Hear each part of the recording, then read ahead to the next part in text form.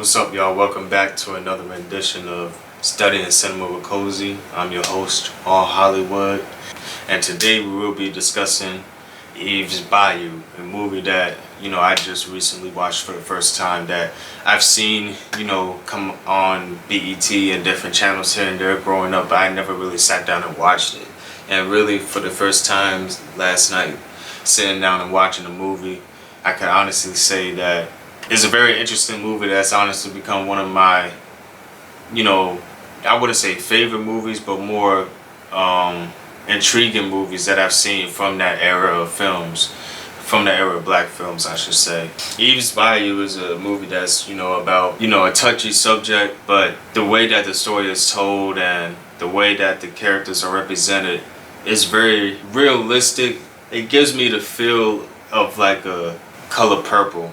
Like, it's in that same type of feel, I should say, as far as like the eeriness that you feel watching certain scenes. The story that the movie is telling, I feel like, is one that we don't really see too often, especially with the way that the characters are used in the film. In the movie, we see the representation of voodoo and how that plays a part in the story. And I personally haven't seen too many films, especially from that era, embarking on, voodoo and other spirituality outlets, other than, simply Christianity or Islam.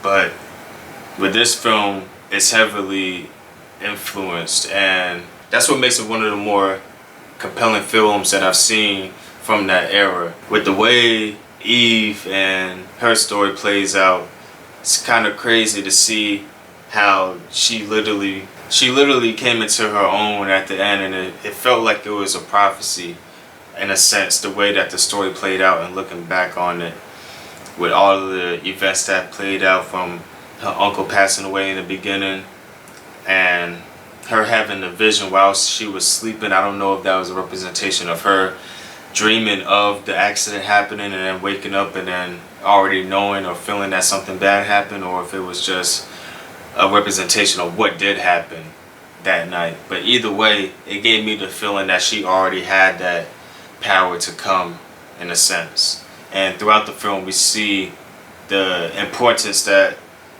the spiritual outlet has on the family members, and just how they live their lives and how they cope with things. Her aunt is dealing with her third husband passing away, and after she gets a fortune told on her, we see that it's revealed that she has a curse on her, and that this is, something that will continuously happen. And with that being, her third husband passing away, and the fact that she practices voodoo and, tells fortunes for people herself, you gotta take into consideration if, she really is cursed in a sense, and if she is, how or why.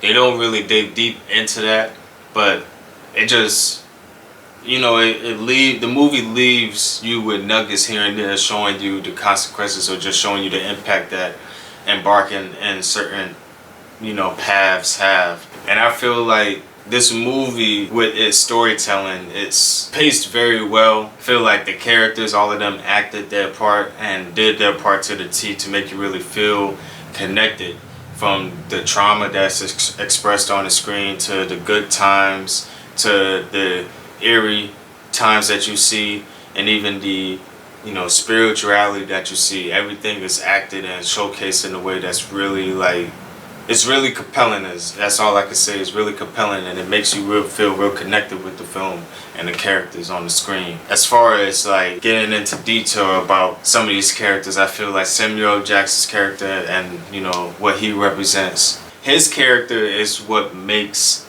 this movie feel like a Color Purple-esque film.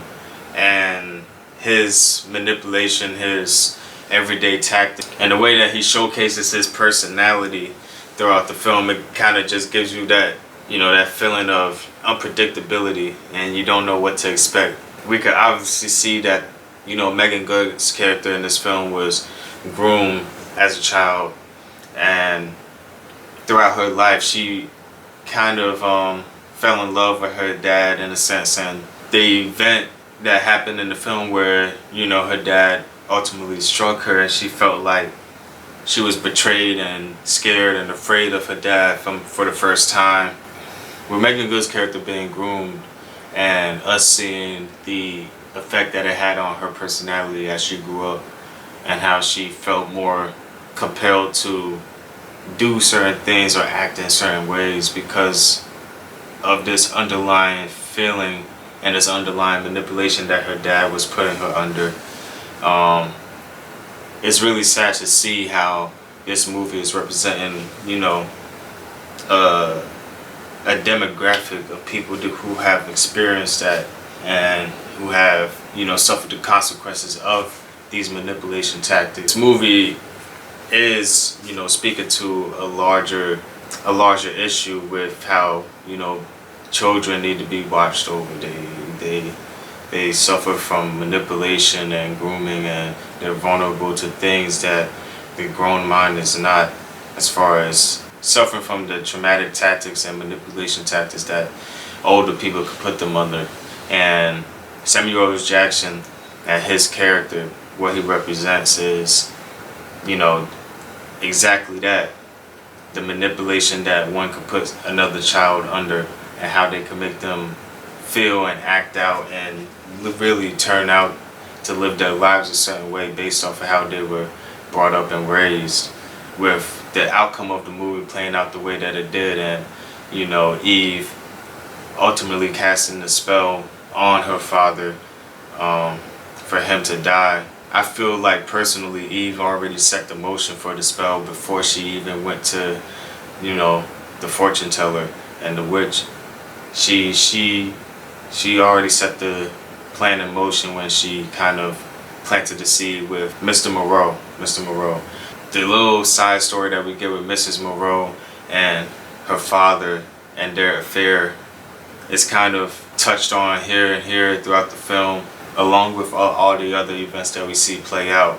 But when she talks to Mr. Moreau about certain things that her father does and how, her mom is lonely, how her father stays out late, and how Mr. Moreau is also out late. Mr. Moreau put the pieces together, and we've seen him, go to the bar at the end and confront the father and his wife about the affair, which ultimately led to the vision that we seen earlier playing out with her father getting killed, the train riding by. I feel like her father had his just due coming with everything that he had done throughout the film.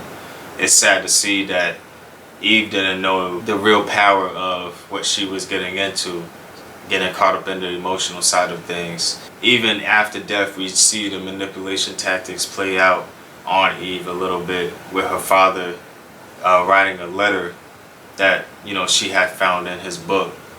And whether or not it was meant for Eve to come across or not, it's still kind of traumatic and manipulative to see that letter knowing what your sister had told you. We see that Eve is able to, actually see visions and see the past, see the future, and things of that nature. In the end, once she does it with her sister, I feel like in the end, in that moment when her sister said that she really couldn't remember what had happened, and Eve just gave her a hug, she understood that, certain parts of life are so traumatic in the sense that we can't even comprehend and remember things. We can't really fathom what happened, and we just move on in the physical but don't move on mentally. And this movie speaks on that a lot, in a way that is true to life, and all of the characters show that with all of the ripple effects that they have in life. There's so much I could say about this movie as far as the storytelling and how the characters flesh out. I feel like the direction and the casting and everything was on point.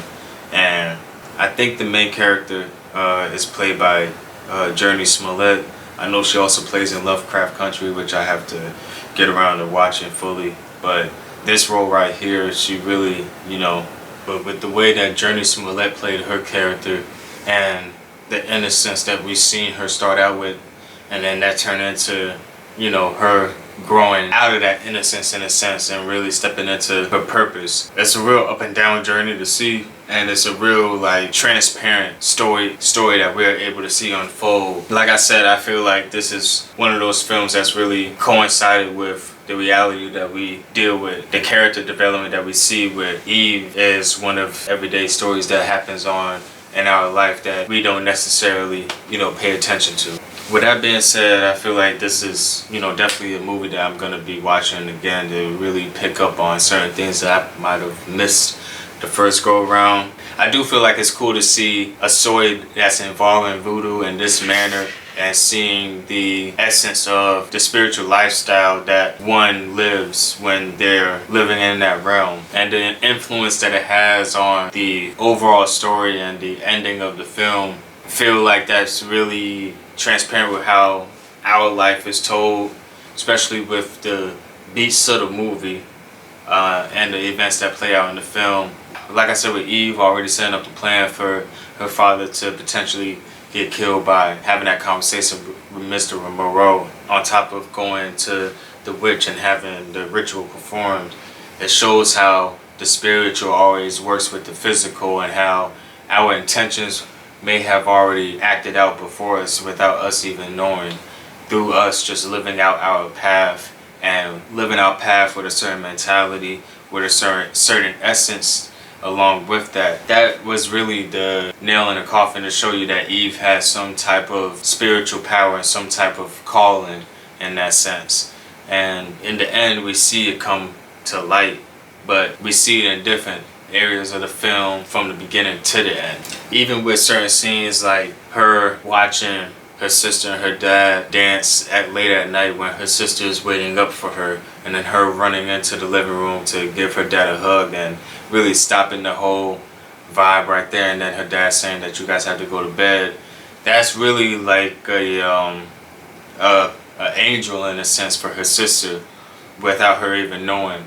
Her sister did not know that she was being groomed as a child, and just living the life that she was living. She thought that she was doing everything right as an innocent child, but as we see, her sister was that angel that she needed throughout her life with everything that played out. And we see them holding hands in the end to really signify that her guardian angel was right there with her all along. The person that she needs right there with her was right there all along, from them fighting in the beginning of the film to even like having that moment where the older sister ends up telling her a tale to make her kind of forget or not really care about what she had saw her daddy do with Mrs. Moreau, just because the sister wasn't comfortable with that truth and just living in that.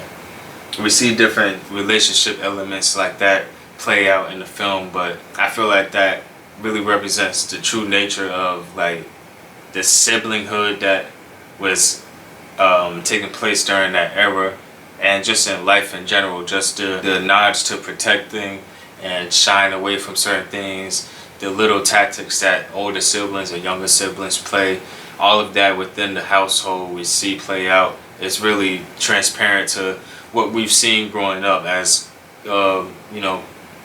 as black children. With that being said, the representation in this film is one of the more consistent parts and compelling parts, as far as the true feel that this is a real family with how they act towards one another. The father's actions in this film is what makes this film a real dark film in a sense, and it kind of just gives it that eerie feeling. When I looked this movie up on Google, it said that it was a horror film, and I don't know if that's because of the voodoo nature, but to me it's not really a horror film. It's really just, it's a real traumatic film, I should say. A real traumatic film.